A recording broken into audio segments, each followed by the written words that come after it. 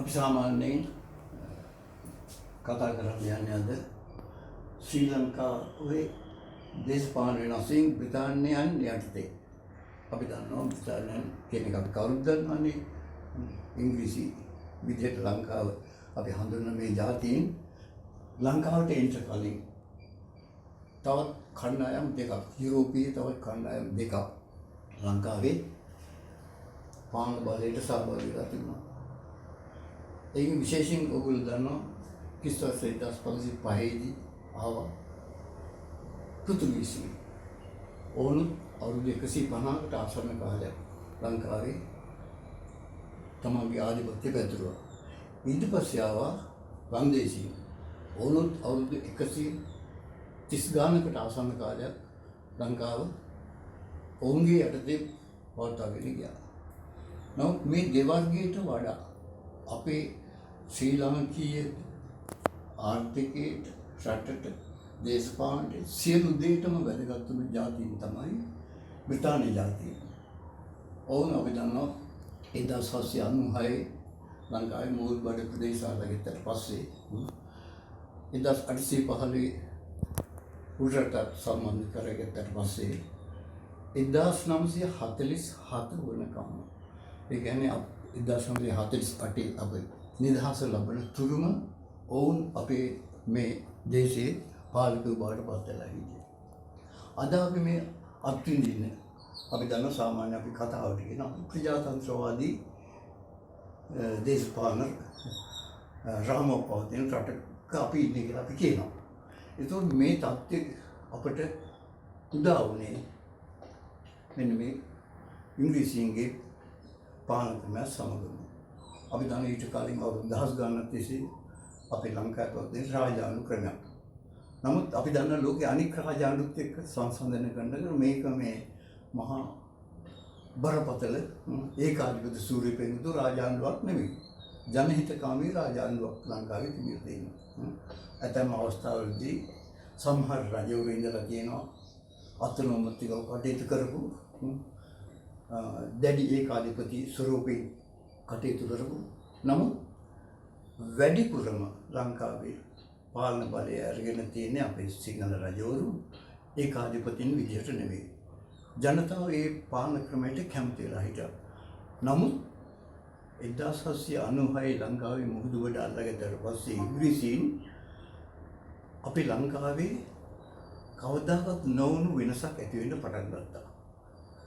ඊට පස්සේ කොහොම හරි වුන් 1815 මුල් ලංකාවේ ආධිපත්‍ය පතුරවා ගත්තා.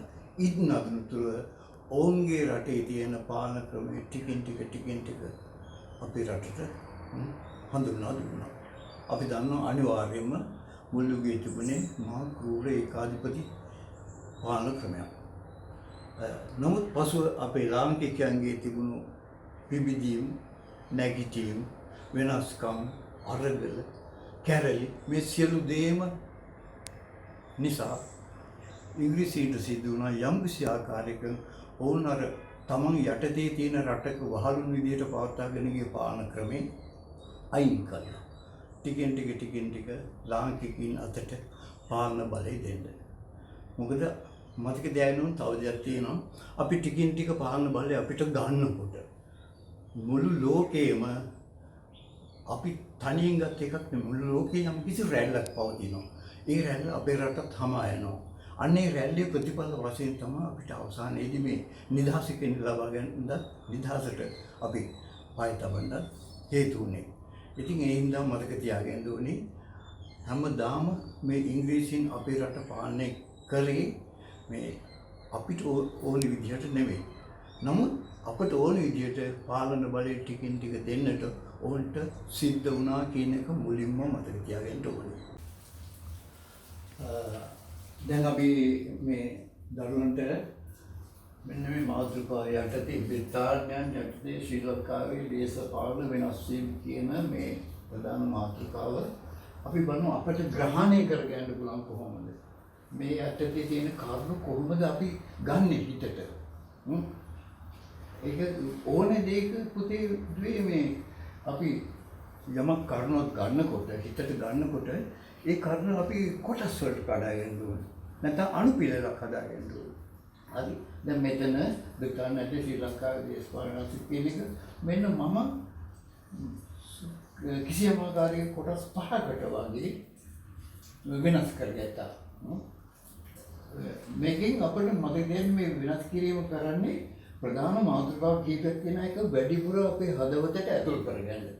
තේරුණාද? මෙතන දැන් කියනවා දැන් පළවෙනි කොටස පළවෙනි අංගෙ විදිහට මම ඉස්ලාම මෙන්න මේ මාතෘකාවට අදාළ පළවෙනි කාරණා විදිහට මම යොදාගෙන 1796 සිට 1815 දක්වා තියෙන කොටස. ඒතකොට මෙන්න මේක අපේ දේශපාලන ප්‍රතිසංස්කරණවල පසුබිමක් වගේ එක.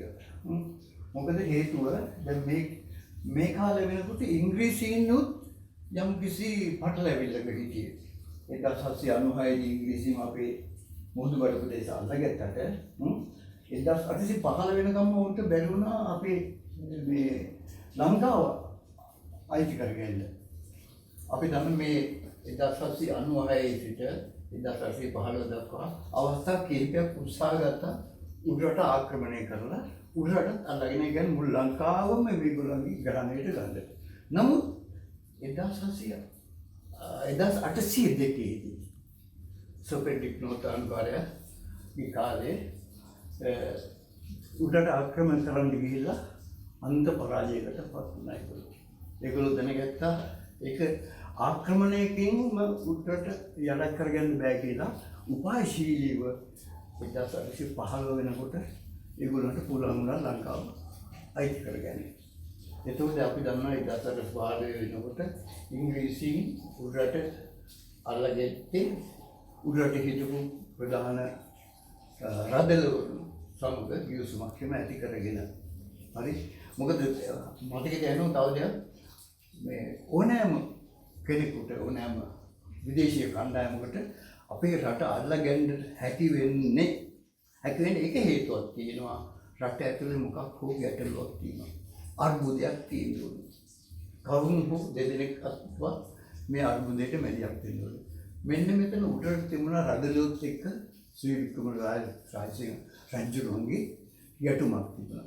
මේ ගැටුමෙන් ප්‍රයෝජන ගත්ත ඉංග්‍රීසි. ඒ ඉඳලා කිසි කතාවක් නැතුව 1815 දී අපේ රදළු සම්බන්ධ කරගෙන උඩරට යටත් කරගත්තට පස්සේ ජීවනයේම පාලක බවටම පත් වුණා. අන්න මෙන්න මේ පාලන ක්‍රමය කියන්නේ 1896 දක්වා මෙන්න මේ අවස්ථාව ගැන පොඩ්ඩක් අපි කොහොමද මේ කාලේ රට පාලනය කරේ කියන එක පොඩ්ඩක් මතක තියාගන්න ඕනේ. මොකද ඒක මේ පසු කාලේ අපි කතා කරන ඒවට පසුබිමක් වෙනවා. 1796 දී අලි මුහුදුබඩ අල්ලගත්තට ඉංග්‍රීසීන්ට අර ලන්දේසීන්ට තරම්වත් පාලනය පිළිබඳ අත්දැකීමක් තිබුණේ නැහැ මුහුදුබඩට. ලන්දේසීන් කරේ දේශීය නිලධාරීන් සම්බන්ධ කරගෙන මුහුදුබඩ පාලනය කරා. නමුත් ඉංග්‍රීසීන් කරේ මොකද? ඉංග්‍රීසීන් පාලනයට දැන් අපි දන්නවා දැන් මුහුදුබඩ ප්‍රදේශෙම අල්ලගෙන මුදල් වියදම් කරේ ඉංග්‍රීසි වෙළඳ සමාගම. අපි දන්නා ඉස්සර අනිවාර්යයෙන්ම වෙළඳ සමාගම් තමයි ඔය දේශ ගවේෂණ වලට රටවල් අල්ලගෙන බොහොම පසුබිමින් හිටපු කණ්ඩායම. එතකොට ඉංග්‍රීසි වෙළඳ සමාගම තමයි 1796 දී මුහුදුබඩ අයිති කරගෙන විශාල මුදලක් වියදම් කළේ. ඒ නිසා මුහුදුබඩ පාලනය ඉංග්‍රීසි වෙළඳ සමාගම විසින් කරා 1796 සිට 1802 දක්වා. අපි දන්නවා මෙන්න එතකොට ඉංග්‍රීසියෙන් පාලනය කරනවා මේ වෙළඳ සමාගමත් පාලනය කරනවා ඉංග්‍රීසි ආණ්ඩුවත් පාලනය කරනවා මේ කාලේ. මේ වෙළඳ මෙන්න මේ පාලනය අපි හඳුන්වනවා ද්විත්ව පාලනය. දෙගොල්ලෝ වෙළඳ මේ මුහුදුබඩ ප්‍රදේශ ලංකාවේ පාලනය කළා. ඒ පාලනය කිරීම නිසා මහා වේවුලක් ඇති වුණා. මොකද ඉංග්‍රීසියෙන් මේක පාලනය කරද්දී වෙළඳ සමාගම මදුරාසියෙන් නිලධාරීන් ගෙනල්ලා තමයි මේක පාලනය කරේ. මොකද ඉංග්‍රීසියට ඕනකම තිබුණේ වෙළඳ සමාගමට ඕනකම තිබුණේ තමන්ට යුද්ධයට ගිය විදම මේ රට අල්ලගෙන ගිය විදම කොහොම හරි පිරවගන්න. ඒ සඳහා වුන් කරේ මොකද ඔවුන්ගේ මූලස්ථානයේ තිබුණේ මදුරාසියේ ඉන්දියාවේ. එහෙන් ගෙනාවා නිලධාරීන් ගෙනල්ලා ඒගොල්ලෝ තමයි බදු අය කෙරුවේ පාලනය කරේ. ඊට අමතරව ඉංග්‍රීසි රජයත් නිලධාරී ක්ලබ පාලනය කරනවා. ඔන්න ඔතෙන්දි තමයි ගැටලුවක් ඇති වුණේ. මේ දෙගොල්ලොම කාගෙන්ද මේ බදු අය කෙරුව කාවුද පාලනය කරේ? මේ මුහුදු බඩේ ඉන්න සිංහල මිනිස්සු. මේ මිනිස්සුන්ට මොකද වුනේ? කියන්න බැරි තරම් බදු බරක් ආවා. අරගොල්ල එක පැත්තකින් තමන්ගේ වියදම පියව ගන්න හදනවා, අනික එක පැත්තකින් තමන්ගේ පාලනය තාර්ථක කරගන්න හදනවා. කොහොම හරි මෙන්න මේ පාලනය නිසා මහා වේවුලක් ඇති වුණා. වේවුලක් ඇති වුණා. මේ අතර පළවෙනි අපි දැන් මේ ඉතිහාසයේ වැඩි සඳහන් නුනට පළවෙනිම කැරැල්ල ඇති වුණේ මුහුදුබඩ. මුහුදුබඩ අය මේ බදු වලට විරුද්ධව කැරලි ගැහුවා. ඊට පස්සේ තමයි ඉංග්‍රීසි ආණ්ඩුව තේරුම් ගත්ත කොහොම හරි මේ පාලනය ක්‍රමය වෙනස් කරන්න ඕනේ. ද්විත්ව පාලනය කියන එකෙන් මදුරාසි විලන් සමාගම අයින් කළා. ඒ සඳහා ආණ්ඩුකාරවරයෙක් යුවා මුහුදුබඩ පාලනය කරන්න. ඊට පස්සේ ඒ ආණ්ඩුකාරයෝ වරින් වර 1815 දක්වා ආණ්ඩුකාරයෝ දීප දෙනෙක් ආවා. ඒ අවදීන් ඒගොල්ලෝ මුහුදුබඩ ප්‍රදේශ පාලනය කළා. 1815 දී මුල් ලංකාව මේ පාලක බවට පත් වුණා. මෙන්න මේ ටික තමයි මම හඳුන්වන්නේ අපේ මේ පළවෙනිම කොටස විදිහට දේශපාලන වෙනස් වීම පළවෙනි අවස්ථාව. ඒක අපි දන්න එච්චරම අනිත් මේ ආණ්ඩුක්‍රම ප්‍රසංස්කරණ වලට එච්චරම වැදගත් නැහැ. ඒ නිසා දරුවන්ට මේක සාමාන්‍ය කතන්දරයක් විදිහට හිතේ තියාගත්තාම ඇති. තේරුණානේ? මේකේ ගොඩක් දේවල් තියෙනවා. ඔය අවුමිදාරු කියන නමින් හඳුන්වන අය ඇවිදින් මේ බදු ගත්තා. ඒ කතාව එක්ක හුඟාත්ම හිතට ගත්තේ නැති වුණාට කමන්නේ. මොකද වඩා වැදගත් වෙන්නේ මෙන්න මේකයි සාරාංශයෙන්ම කියනවා නම් 1796 සිට ඇති වුණු ද්විත්ව පාලනය නිසා මුහුදුබඩ ප්‍රදේශවල ව්‍යාකූල තත්ත්වයක් ඇති වුණා. ඒ නිසා අවසානයේදී ඉංග්‍රීසි ආණ්ඩුවට සිද්ධ වුණා ආණ්ඩුකාරවරයෙක් නැත්නම් මහරජාණන්ගේ නියෝජිතෙක් ලංකාවට එවලා ලංකාව පාලනය කරන්න. ඔන්න ඒ ටික විතරයි මුලදී අපි හිතට ගන්න ඕනේ. එච්චරයි. හරි. ඊළඟට අපි යනවා දෙවියන් අවස්ථාවට. 1815 පස්සේ අපි දන්නවා විවිධ වෙනස්කම් කිහිපයක් ඇති වුණා. මොනවද වෙනස්කම්? එකක් වුණා 1818 කැරැල්ලක් ඇති වුණා. ඊළඟට 1800 ඒ කැරැල්ලෙන් පස්සේ 1818 කැරැල්ලෙන් පස්සේ මිනිස්සුන්ට මොකක්ද දැනුණා මේ පාලනයේ තියෙන මේ මහ ක්‍රූර බවක් වගේ ජනතාවට දැනුණා. මේ නිසා ජනතාවගේ මේ කැරැල්ල මොකක් හේතු වුණා ඉංග්‍රීසි ආණ්ඩුවේ ඇස් ඇරින්න. ඒ ඇස් ඇරිලා මොකද ඒගොල්ලෝ කරන්නේ හැමදාම අපි දන්නා ඉංග්‍රීසි ආණ්ඩුව ලංකාවට ආවේ ලංකාව මේ ඒගොල්ලන්ගේ යටත් විජිතක් විදිහට තබා ගන්න ඇතල මේක ඒගොල්ලන්ගේ ආදායම් මාර්ගයක් බවට පත් කරගන්න. මොකද ඉංග්‍රීසියට ඕනකම තිබුණා මෙච්චර මුදලක් වියදම් කරා මේ වගේ යටත් විජිත ලෝකේ පුරාම ඇතල හැම එකම තියෙන දේවල් වස්තු සම්භාරය තමයි රටට ගේන්න තමයි ඒකල මූලික පරමාර්ථය වෙලා තිබුණේ. එතෙන්දි මොකද උනේ මෙන්න මෙතෙන්දී ලංකාවේ ඇතිවෙච්ච අභ්‍යන්තර ව්‍යුහවල ගැටලු අරගෙන මොකද ඉංග්‍රීසි ආණ්ඩුවට දැන් ලංකාව පාලනය කරපු ඉංග්‍රීසි නියෝජිතයට සිද්ධ වුණා එංගලන්ත ආණ්ඩුවෙන් සල්ලි ළඟ ඉංග්‍රීසි ආණ්ඩුවෙන් සල්ලි ළඟට ලංකාව පවත්වාගෙන යන්න. ඒක වෙන්නේ නැහැ කවදාවත්. පාඩුයි. ලංකාව පාඩුයි ඒගොල්ලන්. මේ ව්‍යාපාරයෙන් ඉන්නේ ලංකාව පාඩුයි. ඒ නිසා ඉංග්‍රීසි ආණ්ඩුව යෝජනාවක් ඉදපත් කළා. කෝල්බ්රුක් කැමරන් කියන සාමිවරුන් දෙදෙනෙක් යටතේ කොමිසමක් ලංකාවට එනවා.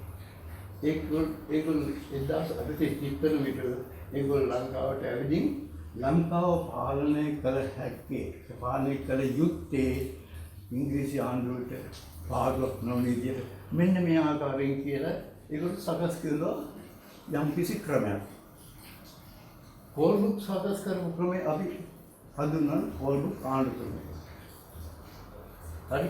කෝල්බ්රුක් එක තව කෙනෙක් ආවා. කැමරන් කියලා. එයා ඇවිදින් බැලුවේ එයා කරේ ලංකාවේ තියෙන නීති රීති පද්ධතිය වෙනස් කරන්න. ඒ කියන ඉංග්‍රීසි නීතිය හඳුන්වා දීලා මේ කොහොම හරි මේ හැම දෙයකම මේ පසුබිම සකස් කරේ ඉංග්‍රීසියට මේ කෝල්බ්රුක් ආණ්ඩු ක්‍රමය යටතේ වාසිදායක රටක් නිර්මාණය කරන්න. දැන් දරුවනේ මම මේ කරපු කොටස බොහොම සුළු කොටසක් නේ කරේ. මේ කොටසේ ඔබට යම්කිසි නොතේරෙන දැන් ගැටලුවක් වගේ එන අනුපිළිවෙලේ වෙනසක් වගේ අන්න එහෙම වුණා නම් බලන්න. බලලා නොතේරෙනවද කියලා දෙවෙනි වතාවටත් බලන්න. බලලා තේරුන්නේ නැත්නම් නැවත ඕගලන්ට පුළුවන් ඕනේ වෙලාවක මේක මට නොතේරුණා කියන එක මට දන්නන්න පුළුවන් ක්‍රම තියෙනවානේ. ඒ ක්‍රමකින් මට දන්නවන්න. මොකද මේක ඉච්චර අමාරු මාතෘකාවක් නෙවෙයි, බොහොම සුළු දෙයක්. බොහෝ පොඩි දෙයක් මම කිව්වේ. අර මේ කතන්දරයක් වගේ කියන්න වෙනවා සමහර විස්තර. මොකද විස්තර වලින් 90ක් විතර මම අයින් කළා ඔය කිව්වේ. බොහෝ දේවල් ඕගලන්ට නොතේරෙන නංගම් මතකයට ගන්න බැරි නංගම් මම මෙතන ඉවත් කෙරුවා. මොකද මූලික වශයෙන් අපේ ප්‍රධාන පරමාර්ථය වෙලා තියෙන්නේ බ්‍රිතාන්‍යයන් අතර ශ්‍රී ලංකාවේ දේශපාලන වෙනස්කම්. ඒතකොට දේශපාලන වෙනස්කම් කියවම මෙන්න මේ ටිකේ තමයි වැදගත්ම කොටස් අපිට තියෙන්නේ. ඒ නිසා තමයි මම මේකනේ අර ඔය විදිහට බොහොම සාරාංශයෙන් කිව්වේ. ඒ නිසා ගැටලුවක් තියෙනවා නම් ඔබට පුළුවන් මේක යම් කිසි ක්‍රමයකින් මට දන්වන්න. ඒ වගේම අය නොතේරෙන ඕනෑම වචනයක්, ඕනෑම ඡේදයක්, ඕනෑම වගන්තියක් නැවත නැවතත් කියවන්න අපහසු නැහැ. තේරෙනවා? සබ්ස්ක්‍රයිබ් කරන්න.